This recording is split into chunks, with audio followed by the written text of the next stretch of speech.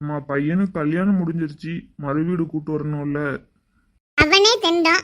அவ அதுக்கு இங்க வீட்டுக்கு அவ வீட்லயே இருக்கட்டும், இங்கெல்லாம் ஒன்றும் வர வேண்டாம். அவனும் இந்த வீட்டுக்கு பையன் தானே, கூட்டு வந்து ஒரு வாரம் வச்சுட்டு அதுக்கப்புறம் வேற வீடு பார்த்து வைப்போம். என்ன குரலை உசத்தி பேசுற? குரலை நெரிச்சிருவேன். அவனுக்குன்னு ஒரு அம்மா வேணும்னு உன்னை கெட்டிட்டு வந்தபாது, அதான் எனக்கு வந்து தரித்திரம். நீ ஃபர்ஸ்ட் ஒழுங்கா பேசு, அதுக்கப்புறம் அவனை கூட்டு வரதை பத்தி பாரு. வள வள வள வளன்னுட்டு உனக்கு மகன் மருமக கேட்காக்கும். மறு வீடு வரணும்ப, அப்புறம் வளகாப்பும்ப, அப்புறம் பிள்ளைக்கு காது ஊத்தும்ப. இங்கெல்லாம் எதுவும் வரக்கூடாது, யாரும் இந்த வீட்டுக்கு வரக்கூடாது, பாத்துக்கோ. இந்த ஒரு தடவை மட்டும் என் பேச்சை கேளு, வேற எந்த ஃபங்க்ஷனும் இந்த வீட்டில் நான் வைக்க மாட்டேன். ஒரு வாரம் கழிச்சு நான் அவங்கள வேற வீடு தனி கொடுத்து நான் பாட்டு வைக்கிறேன். இந்த ஒரு வார்த்தை மட்டும் கேளு. என்னால முடியாது, அவ இந்த வீட்டுக்கு வரக்கூடாது, அவ்வளவுதான். பாரு, அந்த பிள்ளைக்கு 50 பவுனும் 2 லட்சம் ரூபா கொடுக்காக, அந்த ரூபாயை வச்சுதான் நான் வேற வீடு பார்த்து வைக்க போறேன். உன் ரூபாயை ஒன்னும் எடுக்கல, சொல்றதை கேளு. 50 பவுனா? விற்கிற விலைக்கு அந்த முகர கட்டிக்கு 50 பவுனா போடுதாங்க. 50 பவுன் ஆட்டைய போட்டு வெளியில பத்தி விட்டுற வேண்டியதான். இப்ப சரிங்க வேண்டியதான். அப்பனா ஒரு கண்டிஷனுங்க, பேண்ட் சட்டையை போட்டுலாம் குதிரை வலை போட்டு இங்கிட்ட அலையக்கூடாது. வந்தமா சேலையை கட்டினமா அவ வாட்டுக்கு இருக்கணும். உங்ககிட்ட ஒரு வாரம் தானே இருக்க போற, எந்த சட்டை போட்ட பேண்ட் போட்ட உனக்கு என்ன வலிக்கு? அருமகளா அடக்கா ஒடுக்கமா இருக்கணும்னா இருக்கணும், இல்லைன்னா கூட்டு வராத. ஒத்துக்க வேண்டியதான். வீட்டுக்கு வந்தோடனே அதுக்கப்புறம் நடக்கிறத பிற பார்த்துக்கிடுவோம். இதுக்கு சம்மதிச்சதே பெருசு. மட்டும் முடிய தொங்க போட்டு அங்கிட்டு ஒரு முடி இங்கிட்டு முடி போட்டு பேய் மாதிரி ஆள மருமகளை பத்தி குறை சொல்ல வந்துட்டா. நான் சொல்றேன் என் மகன்கிட்ட.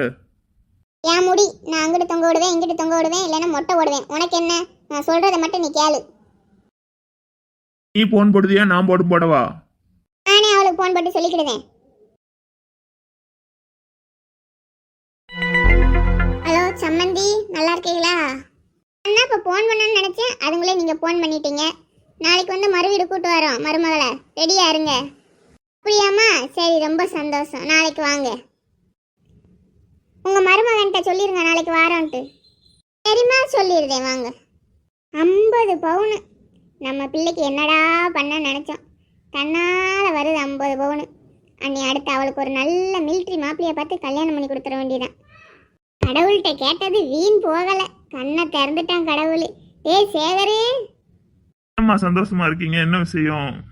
ஏய் மாப்பிள்ளையோட அம்மா போன் பண்ணாடா, நாளைக்கு வீட்டுக்கு வந்து கூட்டு போறாங்களாம். நாளைக்கே வா? எப்படிமா முடியும்? எவ்வளவு ஜாமான் வாங்கணும், என்ன பண்ணணும், நீங்க வாட்டுக்கு இப்படி சொல்லிட்டு இருக்கீங்க? இல்லாதடா, உன் பொண்டாட்டிகிட்ட சொல்லு விஷயத்த. வேற என்கிட்ட ஏன் சொல்லலைன்னு கத்துன்னு கத்த போறா. அதுக்கப்புறம் நாளைக்கு நடக்கிறத நாளைக்கு பார்த்துக்கலாம்.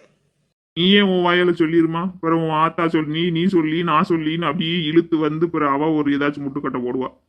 ஆமாமா. ஆமாப்பா.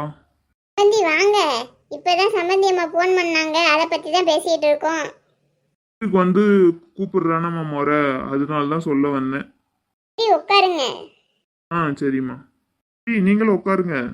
இப்போ அன்னைக்கு லீவா, வேலைக்கு போகலையா? ஆமாம்மாம்மா, இன்னைக்கு சனி ஞாயிறு லீவு. திங்கக்கிழமை தானே ஸ்கூல் ஓப்பனிங், திங்கக்கிழமை தான் போகணும். ஏமா ராசாத்தி, சம்மந்தி வந்திருக்காங்க, ஒரு காப்பி கொண்டு வா.